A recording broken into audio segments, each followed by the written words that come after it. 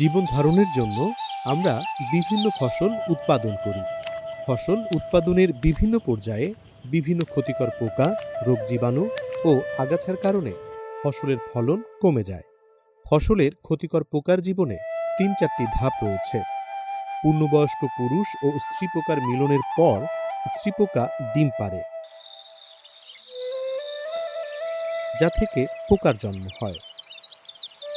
জন্মের পর পোকার বাচ্চাগুলো খাবার খেয়ে বড় হতে থাকে এবং একসময় পূর্ণবয়স্ক পোকায় রূপান্তরিত হয়। একটি ফসল মৌসুমে মাঠে থাকা এসব পোকা কয়েকবার পর্যন্ত বংশবৃদ্ধি করে থাকে। ক্ষেতে পোকা আক্রমণ করলে আমরা সাধারণত স্পর্শক কীটনাশক এবং প্রবহমান কীটনাশক ব্যবহার করে থাকি। এক এক ধরনের কীটনাশক এক এক উপায়ে পোকা দমন করে। যেমন কোনোটি পোকার চলাফেরার শক্তি নষ্ট করে দেয়, কোনোটি খাদ্য পরিপাকে বাধা দেয়, আবার কোনোটি পোকার বেড়ে ওঠা ক্ষতিগ্রস্ত করে।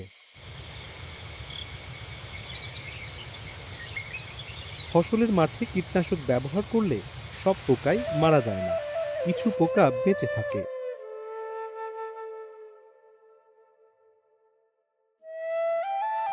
পোকা দমনে বারবার একই জাতীয় কীটনাশক ব্যবহার করলে বেঁচে থাকা এসব পোকার শরীরে ধীরে ধীরে এক বা একাধিক ধরনের কীটনাশক প্রতিরোধ করার ক্ষমতা তৈরি হয়।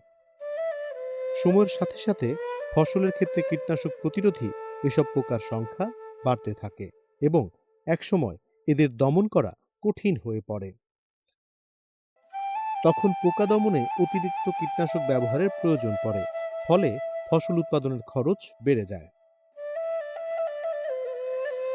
এছাড়া অতিরিক্ত কীটনাশক ব্যবহারের কারণে খাদ্যে কীটনাশকের অবশিষ্টাংশের মাত্রা বেড়ে যায় এবং মানুষ ও পরিবেশ ক্ষতিগ্রস্ত হয়। আন্তর্জাতিক সংস্থা আইরেক বিভিন্ন প্রকার কীটনাশকের কার্যকারিতা কোড নির্ধারণ করেছে। কীটনাশকের লেবেলে এক ধরনের সংকেত লেখা থাকে, যা দিয়ে বোঝা যায় কীটনাশকটি কিভাবে কাজ করে। পোকার শরীরে যেন কীটনাশক প্রতিরোধ ক্ষমতা তৈরি করতে না পারে, সেজন্য একটি ফসল মৌসুমে নির্দিষ্ট পোকামাকড় দমনের জন্য ভিন্ন ভিন্ন সংকেতের কীটনাশক সঠিক সময়ে, সঠিক মাত্রায় ও সঠিক পদ্ধতিতে পর্যায়ক্রমে ব্যবহার করা প্রয়োজন, যাতে কীটনাশক প্রতিরোধী পোকামাকড়ের সংখ্যা নিয়ন্ত্রণে রাখা যায়। একইভাবে বিভিন্ন ছত্রাকনাশক বিভিন্নভাবে ছত্রাকের বৃদ্ধিতে বাধা দেয় এবং বিভিন্ন আগাছানাশক বিভিন্নভাবে আগাছা নিয়ন্ত্রণ করে। আন্তর্জাতিক সংস্থা এফ্রেক বিভিন্ন ছত্রাকনাশকের কার্যকারিতার কোড এবং এইচটেক বিভিন্ন আগাছানাশকের কার্যকারিতার কোড নির্ধারণ করেছে। ফসলে রোগ সৃষ্টিকারী ছত্রাক ও আগাছা যাতে ছত্রাকনাশক ও আগাছানাশক প্রতিরোধী বৈশিষ্ট্য লাভ করতে না পারে, সেজন্য ছত্রাকনাশক ও আগাছানাশকের লেবেলে দেয়া কার্যকারিতার সংকেত চিহ্ন দেখে প্রয়োজনে বিভিন্ন কার্যকারিতার ছত্রাকনাশক ও আগাছানাশক পর্যায়ক্রমে ব্যবহার করা প্রয়োজন। ফসল ক্ষেতের পোকামাকড়, রোগবালাই ও আগাছা নিয়ন্ত্রণ করার জন্য সমন্বিত বালাই ব্যবস্থাপনা অত্যন্ত গুরুত্বপূর্ণ।